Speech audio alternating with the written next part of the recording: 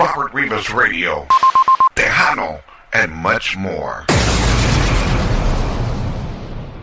Robert Rivas Radio, Tejano, and much more. And at this time, I'd like to introduce a Tejano legend desde San Antonio to my morning show, Gibby Escobedo.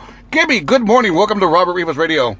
Thank you, Robert. Good being here with you, man. It's really a pleasure to be able to do an interview with you and your radio show, your network, and everything else. Thank you.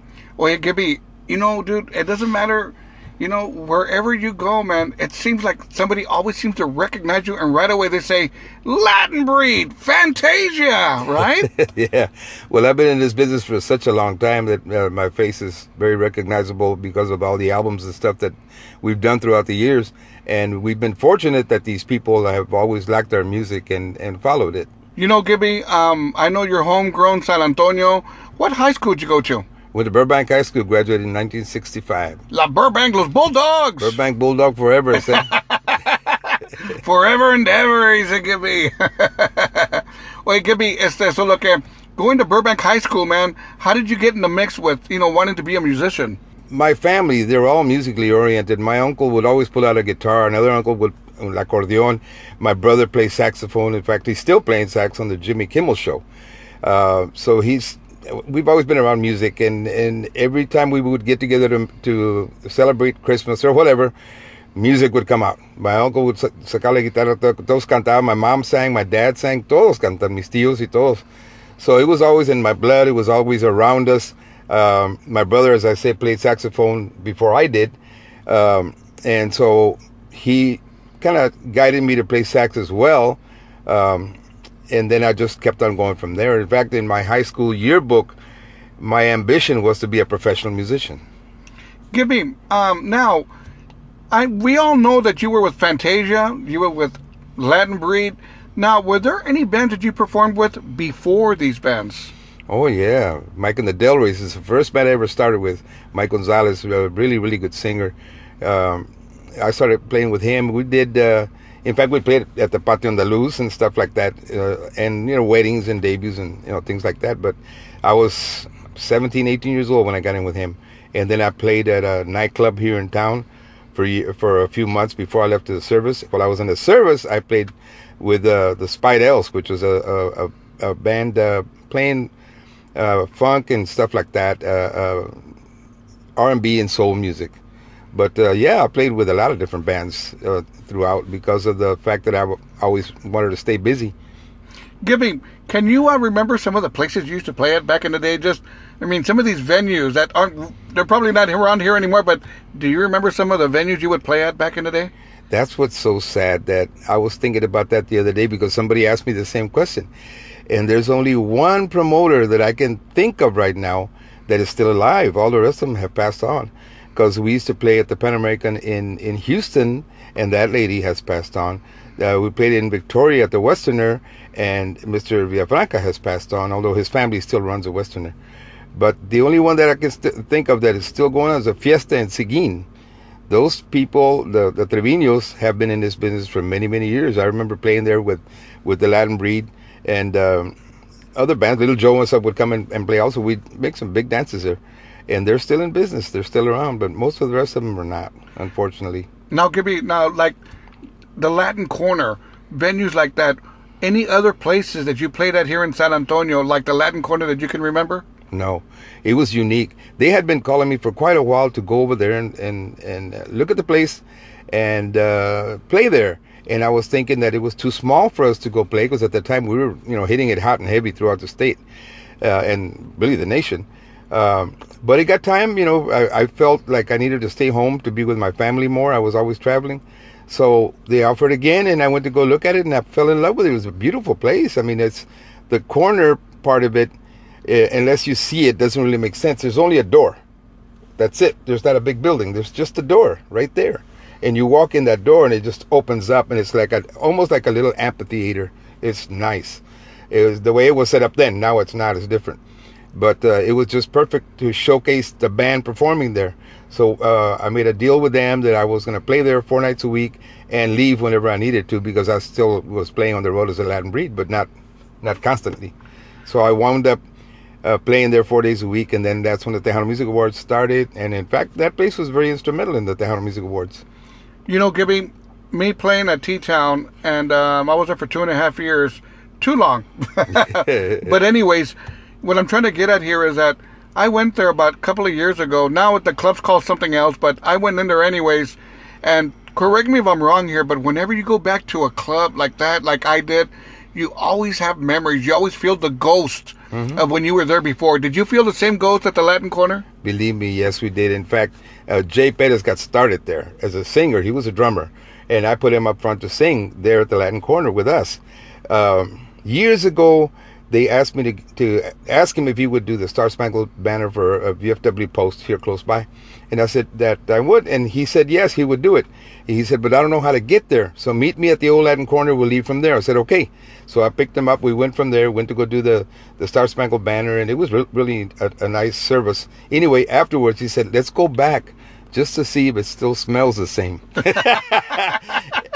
And we went to the Latin Corner, stood at the bar where we used to stand when we were on break, ordered a beer and a shot of tequila, and just reminisced about all the time we spent there, because we spent 8 years performing at that place. Simply awesome. Gibby, you performed with Sonny Ozuna. Talk to me about your experience with Sonny Ozuna. Sonny Ozuna, there's only one Sonny Ozuna. And thank God that Sonny is, and he still is here, and he's still doing fantastic. He's the ultimate showman. This man is very professional. Everything he does, he works hard at it, and that's the way he was with us. But one thing about it, he was a taskmaster, man. He would put us to rehearse and rehearse and rehearse until we got it the way he wanted it. And it was a great experience because surrounded by musicians like he had. And that's where me and Rudy Guerra connected again, because we were neighbors when we were younger, kids. And then he got into the music business. I went to the service. When I got out of the service, I got in with Sonny. And me and Rudy got together and rekindled our friendship. And he kept telling me that he wanted to start the Latin Breed again, because he had started it when I was in the service, but it only lasted for a little while. So that's where we got the idea to do it. That's where we started putting ideas together, concepts, music, everything else. And then we left and started the Latin Breed. You know, I've always said that as well. As the owner of T-Town, I called him a taskmaster. I've called him many other things as well. But you know what, Gibby? I think it doesn't always work out this way, but I think for me and you both it did, because sometimes people who are perfectionists, they're hard on you, they bring out the best in you. I remember when I was first at T-Town, people would tell me, man, Robert, you sounded like crap. We couldn't believe they hired you, man. We said, fire this guy. But you know what? He didn't let me go. He just kept on pounding on me and pounding on me and doing this and doing that. And before you know it, you know what? I pretty much, he brought out the best in me. Don't you think that Sonny Ozuna, in a sense, brought out the best in you? Oh, yeah. I mean, I was always the kind of person that wanted everything to be perfect when I did something. And it didn't always work, of course. It never does. But with Sonny, he showed me that you can work at it and make it work. If not perfect, at least the best possible.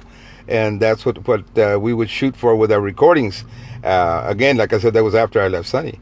We were with him for 2 years. I was with him for 2 years, and then me and Rudy left along with several other members. In fact, only 2 of the band stayed with Sonny. The rest of us left and started the Latin Breed. Now, the band members that left with Sonny, were those the Sunglows? No, the Sunglows was Manny Guerra and Sonny Ozuna, but Manny was the one that had the Sunglows. That was in the early 60s and stuff. And then when Sonny left the Sunglows, he formed the Sunliners. So you were part of the Sunliners? I was part of the Sunliners, yes. There we go. Yeah. Wow, that's pretty awesome, man. I was in the high school and then in the service when all the Sunglows were happening. Any one memory that always stuck with you when you performed with Sonny that's never left you? Algo especial, something, crazy, maybe something, talk to me, man. Was there one memory that you have, Gibby? There's many, but one that is kind of funny is that Sonny would be singing and doing his show and everything else, and everybody had to be on point, exactly the way that he wanted you to be. We had suits with matching kerchiefs and ties and everything else. And he would be singing, put me in jail or whatever. And he'd turn around and look at you. And if you didn't have your kerchief on, $10. And he'd keep on singing, never miss a beat. That was crazy. And it was so memorable to me because, he never did it to me. I lucked out. But he did to several guys around me. And he Well, he was adamant about it. He wanted you to dress the way that he wanted you to dress, and he spent a lot of money on us to do it. They were custom-made suits, all of them. And $10 back in the day was $10, wasn't it? Yes, sir. Believe me. He said, give me, hey, man, $10, man. Hey, man, that pays the rent, man. That gives me some tacos all month long, man. Well, see, I mean, I like to dress anyway. So when he would buy us these suits and have them custom-made for us and everything else, we'd go get measured and everything, the whole thing in Houston. And then, like I said, the kerchief, everything had to be there. That was part of the uniform. It was part of the uniform that you had to wear on stage, and that's what he wanted, and that's the way I liked it too. I like to look sharp, so it didn't bother me. That's why I never got fined, because I always had my stuff. But some of the guys would just, you know how that goes. Let's talk about the Latin breed. Now, first things first, where did the name come from? Rudy Guerra. Well, like I said, when I was in the service, Rudy Guerra started the Latin breed. And as far as I know, he came up with the name. And when I got out of the service, got in with Sonny, Rudy was my roommate. So he was telling me about the band. And other people would tell me, did you ever hear the Latin breed? No, because I hadn't. I was in the service. So anyway, when he said he wanted to start the band again, he told me, I have trouble handling finances. You don't. You handle the money, I'll handle the music. And that's what we worked it. He would do all the arrangements and everything. All of the stuff that you hear from the original albums, like the Return of the Latin Breed and Mouse Latin Breed and USA, those are mainly his arrangements out of his head. We didn't have charts. We learned everything by ear. It was something else. Now, I remember one album. It was called -1. Mm-hmm. Talk to me about this. That's when Rudy left. Why did he leave? Rudy left because he wanted to join the ministry. His mother and his father were both ministers. And when I'll never forget, he told me that when his dad was on his deathbed, that he said, he pointed his finger at him and pointed his finger up. In other words, you need to get into the ministry too. And he was always on the verge of doing it, and he never did. And then finally he decided to do it. When he did, we had a band meeting. He told everybody, I'm leaving. This is why I'm leaving. Nothing to do with anybody or anything. I want to go serve the Lord. And you all decide who you want to be your band leader. You all should continue because it's a good band. But as far as I'm concerned, that's the man. And he pointed at me. So everybody agreed. Yeah, man, you take it over. Well, I didn't know what I was getting into. Man, you talk about a headache dealing with so many musicians, first of all, so many egos and so many promoters and on and on and on, and charging and getting paid and then paying the guys and expenses. And man, it was crazy. It was a great experience. I would do it again in a minute. Back in the early years of the Latin breed, there's one song that I've always embraced from the beginning, my family as well. There's a place there used to be a place. See, I'm thinking that the place is still around. There used to be a pool hall right here por la calle Sasamora, close to Martin Street. The place was called Farmers. Do you remember Farmers Billiard Place? Well, when we'd travel on the weekend, usually Friday, Saturday, Sunday, we're out of town. Monday we get back in. I would pay the guys. We'd come in and to my house. I would pay them all there. Tuesday or Wednesday, we'd wind up at Farmers. Well, in the jukebox, you probably know this, and in the jukebox, there's a song that would always come out. The song was called Yo Lo Comprendo. Oh, yeah. What a song. Talk to me about the song. That's a beautiful tune, man. And, there's a phrase in there that I use a lot to people. Like when they ask me, you're not traveling anymore? You're not as active as you used to be? No, porque lo que empieza, termina. There's a phrase in that song that says that. And it's true. What begins, ends. And my traveling days, more or less, are over because my back, my bones, I have a lot of trouble with that. If I take a trip in a van for 200-300 miles, I'm going to be tied up for 2-3 days. So I can't afford that anymore. Now, wasn't that pretty much as the kind of like the beginning of synthesizers and keyboards and all that with Yo Lo Comprendo? Yeah, that was part of it. I mean, that there was an instrument that Manny Guerra had in the studio that actually played violins. It was actually recorded live violin parts. And then he would play it like a keyboard, and it sounded like strings. So that was the beginning of us using that some kind of a synthesizer, and then it went on to other stuff. And then Yo Lo Comprendo started with a little keyboard thing. So yeah, that was the beginning of the all the different kind of synthesizers. And then Mas came in and just made it real popular, Mafia, and did away with a lot of the horn parts. You know what? Let's take a break in the action. We're talking about Yo Lo Comprendo. And I tell you what, Gibby, I've got to play it, man. I've got to play the song Yo Lo Comprendo. You're listening to Robert Rivas Radio, and I'm here with Gibby Escobedo. Robert Rivas Radio, Tejano, and much more. Robert Rivas Radio, Tejano, and much more. And I'm back here with Gibby Escobedo. Oye, Gibby, Yo Lo Comprendo. It makes me want to get in my car and head on over to Farmers and play some food, drink some beers, and crank up that jukebox, amigo. There you go, man. We used to spend a lot of time there at Farmers during the week. You know, maybe once every 2-3 weeks, we'd go to Farmers and shoot some pool. Me and my compadre George Cantu and Chale de Leon, Rudy Guerra, we all like to shoot pool. And that was a relaxing place to go. Oye, Gibby, you know one thing I remember about that place, and man, I was a teenager, but I'd sneak in a drink here once in a while. I remember at that Farmers, they used to sell this cocktail called Tommy's. Yeah. Do you remember those? Yes. Orange Tommy's. They were vodka and orange juice. And to be honest with you, I didn't care for them that much until I started playing at a club called Little Jack's Inferno. And they would give me one once in a while. I was about 18 years old then. I was underage. But they would, give me one once in a while, and that's where I really learned to like them. I didn't really care for them. I usually stuck to beer. Gibby, Latin Breed, USA. Talk to me about this, man. Well, it was just, we all would get together and have brainstorming sessions and come up with material and stuff. And then, of course, Manny Guerra, who was the Mr. GCP, Guerra Company Productions, he was Rudy's brother, and he would get together with us and give us material as well. So we would all just get together and come up with ideas and then come up with arrangements. The first thing we did was get the song itself, listen to it, get the right key, and then go from there, start arranging, coming up with ideas. The song Si Yo Pudiera, really, really, man, just off the wall kind of a song, but you know what? Off the wall, different, and good. You know, that intro, I don't know what the deal was with Manny, but we were doing something else, and he said, "No, I'm going to do the intro to this thing," and he came up with that.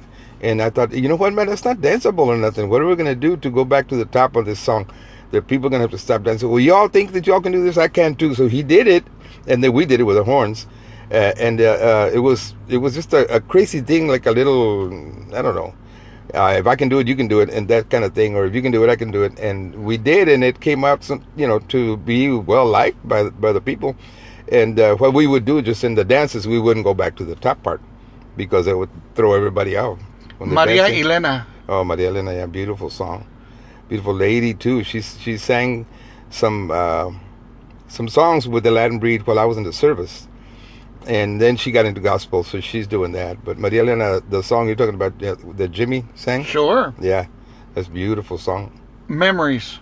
Memories, it was done when Jimmy left the Latin Breed, actually. And he started his career on his own.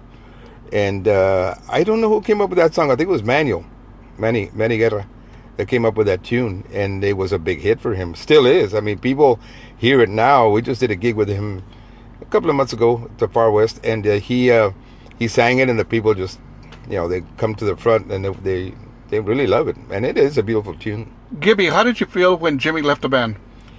It was a big blow because me and him were compadres and still are.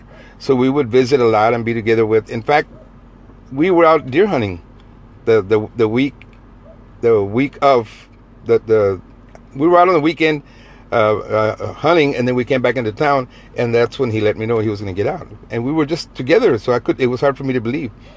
But yeah, it was a business, you know what I mean? He felt that he could make more money on his own. In the Latin Breed band, our concept was, that's why it was called the Latin Breed, not they anybody or anything else. We had the same concept like Blood, Sweat and Tears, Chicago, Tower Power, just the band name. And the idea with us financially was that we would pay all our expenses and split the money 10 ways, because there was 10 of us. So in other words, there wasn't a star in the band. Everybody was the same, right? Well, that was our concept that we wanted to do, and we did it for years.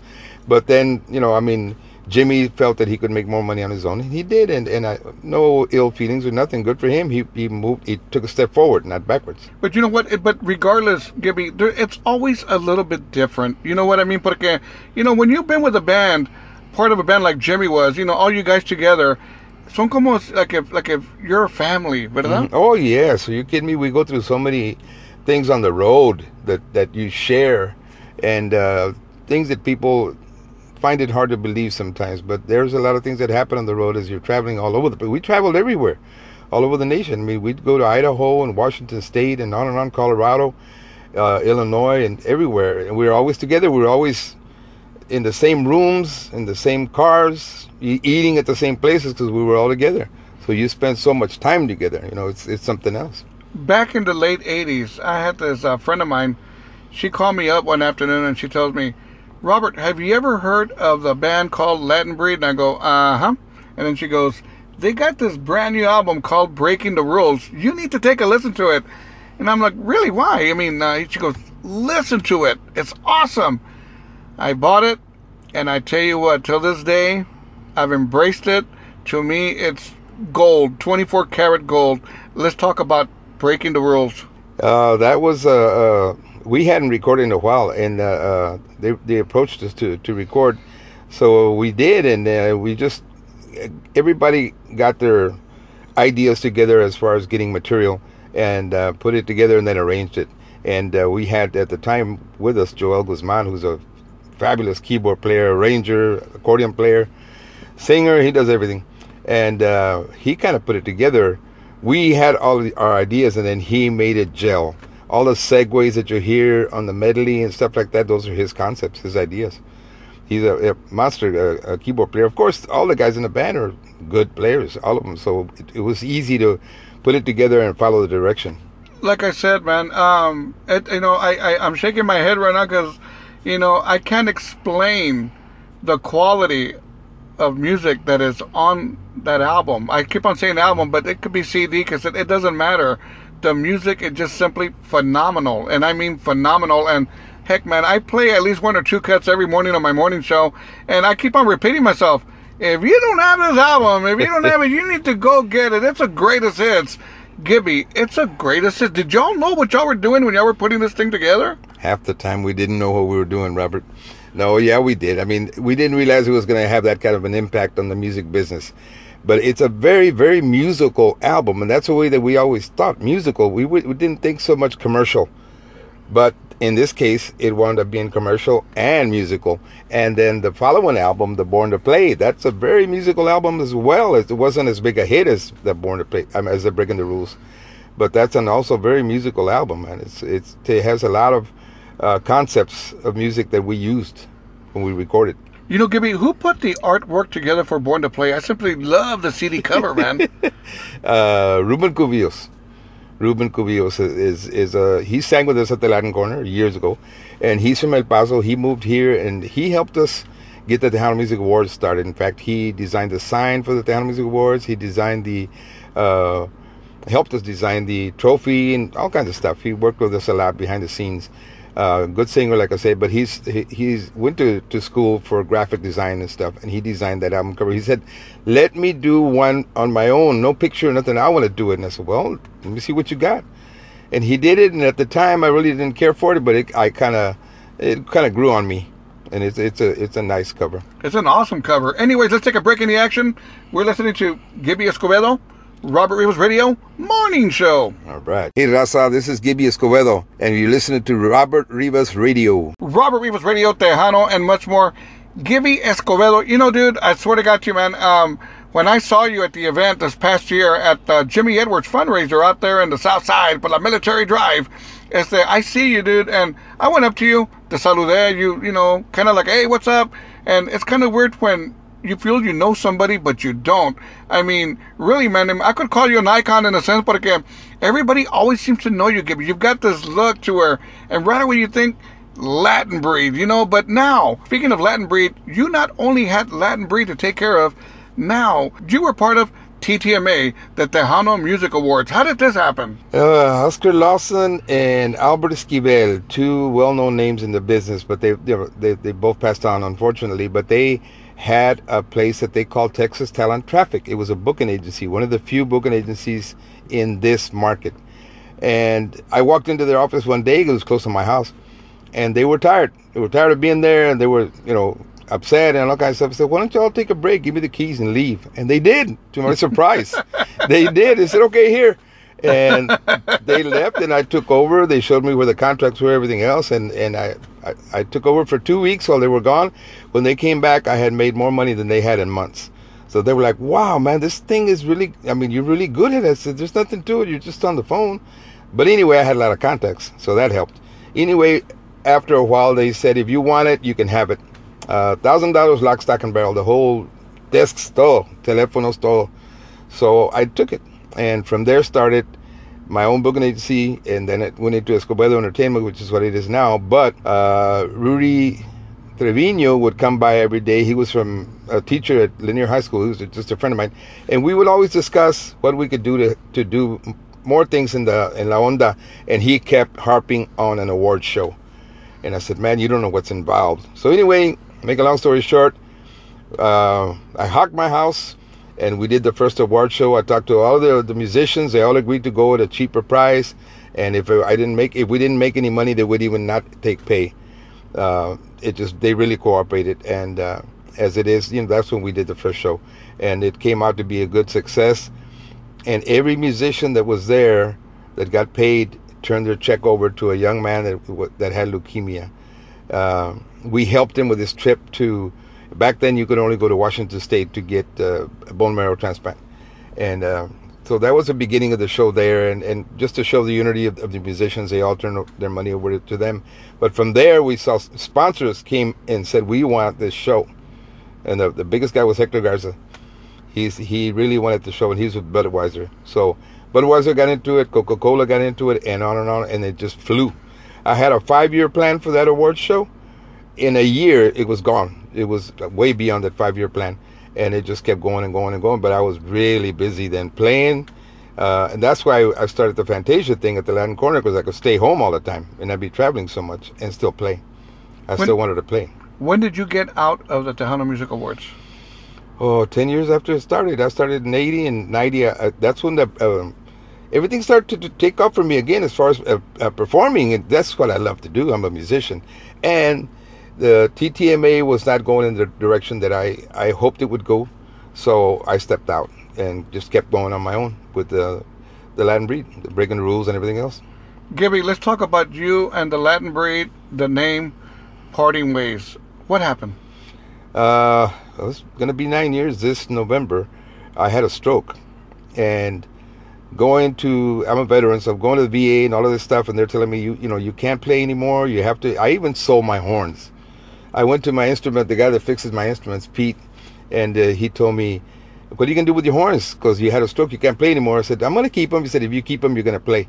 You're going to wind up dying on stage. So, again, long story short, under doctor's care, they can't find what happened to me. I'm not playing, I'm not working, I'm not making any money. I'm losing my house and everything else. I have at the time two beautiful, little girls at the time. They were little. Now they're still beautiful, but they're not little. Anyway, I didn't want my family to go through changes, so I sold the name to Adalberto and Charlie Rodriguez. I sold them the name with the idea that I would always be a part of the band, no matter what. How hard was that for you to do, Gibby? Oh, it was like giving away a kid. Are you kidding me? That was my heart and soul, man. I mean, for years I did that, but I couldn't play. They wouldn't allow, the doctor wouldn't let me play. After a few years, I recuperated. I got my sight. I had lost sight in one eye, partial sight. I got all that back, and I went to the doctors again at the VA, and they said, you're clear to go. You're good to go. There's nothing wrong. We never did find out what caused it, but we think it was a piece of plaque that went into your eye and it burst the eye. Not the eye, but the vessel. And but now you're good to go. You're fine. And I was never, like the kind of guy that didn't work out and do stuff like that. I was always active. But things happen, And the first thing the doctor asked me is, what do you do for a living? And I told him. And I said, I have 3 businesses going at once. He said, do you sleep? And I went, 3 or 4 hours a night. He said, that's your problem. And of course, I was already in my 50s, 60s. So it catches up. Let me give you a what if question. Gibby, what if you won the lottery? Okay, let's just say you win the lottery. Would you buy back the name? I don't think so. I'm happy with what I'm doing. I'm happy with my family. I think I would spend that money on my family rather than getting the name back. I can understand Latin Breed, the name, the foundation, the background to Latin Breed. But también, Gibby, it's just not about the name. It's about the person behind that name, don't you think? Oh, yeah. And that's the reason that people see me and still connect me with Latin Breed, and they always will. And that's one of the understandings I had on the contract, that I would be a member of the Latin Breed, a part of the Latin Breed in perpetuity. So I think that people will always connect me with that band. And I mean, if they see me and Pete Garza together right away, we can be walking down the street and they go, "Hey, Latin Breed." It's just me and Pete, two old men walking down the street. "Hey, Latin Breed." If it would have been me, I would have said, "Hey, breaking the rules, yes, farmers, yeah. Oh, hey, Gibby, Fantasia. Let's talk about Fantasia. I started Fantasia because we were going to play at the Latin Corner, and I couldn't call it the Latin Breed because it wasn't going to be the big band. It wasn't going to be 10, 12-piece group. It was only going to be 7 pieces, 3 horns, 3 rhythm, and a singer. So I called it Fantasia. We were looking for a name, all of us, thinking around and stuff, and we were just sitting there. And I said, "You know what, man? I've always liked the word Fantasia, and do you know what it means?" And they said, "No, it's a musical composition of no fixed form." So in other words, like playing it by ear. And they go, "Yeah, man, that's a good name." So we stuck with that and made it happen. Everybody kept telling me, "You can't do this. You can't play as Fantasia at the Latin Corner and as a Latin Breed out, as soon as you walk out of there." But it was two really different bands, 2 different styles. We did a lot of the same music, but we did a lot of English in as Fantasia in the Latin Corner. And then, of course, acá afuera, we did, more Tejano. Speaking of Fantasia, you have a big event, a very big event coming up Friday night, October 2nd, here in San Antonio. Talk to me about this. This has been really an idea for quite a while. But I had a couple of the guys, 2 or 3 of the guys in the band just constantly on me. "Come on, man, let's do a reunion. And then it just happened that this lady from 210 Capone's was opening up the place to Tejano, which it was always rock and roll. And she's a friend of Donald's. Donald Garza, my trumpet player. And he introduced us, and it from there took off. And it's just like snowballing, man. I can't believe the amount of calls I've had and people actually approaching me and asking me, "Are you really going to do this?" And yeah, we are. Are you sure you want to do this? I didn't say I wanted to. Now, you're going to have some special guests performing with you. Oh, yes. Just like at the Latin Corner, people would come and sit in all the time, and it was a joy to have them. David Lee would come up, and who used to come up a lot? Steve Jordan come and sit in. And then these guys, the ones that were going to be on the show with us, Ram would drop by and sit in all the time. Jimmy Edward, David Mares, and other artists would come and sit in. So we're going to have those 3 guys sitting in with us, as well as our own singer, Ralph Cortez, who is coming out of retirement to sing with us. I mean, he's always been a fantastic vocalist. And so we're going to get up there and have some fun, play some of our old music, some new stuff we got, and then back up Jimmy and Ram and David. So you're going to have David Mares, Ram Herrera, and Jimmy Edwards along with Fantasia. Yeah. Yes, sir. Just like the concept from the beginning of the Tejano Music Awards. That was my concept then, and I've always believed that it works.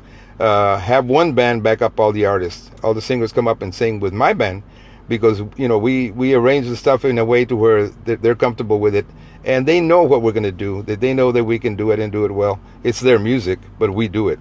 Gibby, out of all the albums you've been a part of with the Latin Breed, is there one album that is more special than the others? Well, again, probably the Breaking the Rules, because I was it was just so chock full of ideas, and it was so musical that it made me happy. I listened to it. I'll be barbecuing or something, I'll put it on, and I'm like, what were we thinking? It's crazy. Now let me corner you even more. Is there one song that just, out of all of them, man, one song that, you know what, man, that's the one? I think the medley, but Don Luis Tejano también. Both of those songs. I mean, the medley because of how musical it is.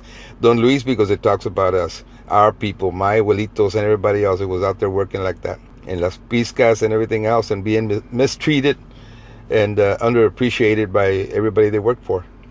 Any final words to all the Latin Breed fans, all the Gibby Escobedo fans, all the old schoolers out there, man, that simply keep on supporting Latin Breed and all the classic Tejano music?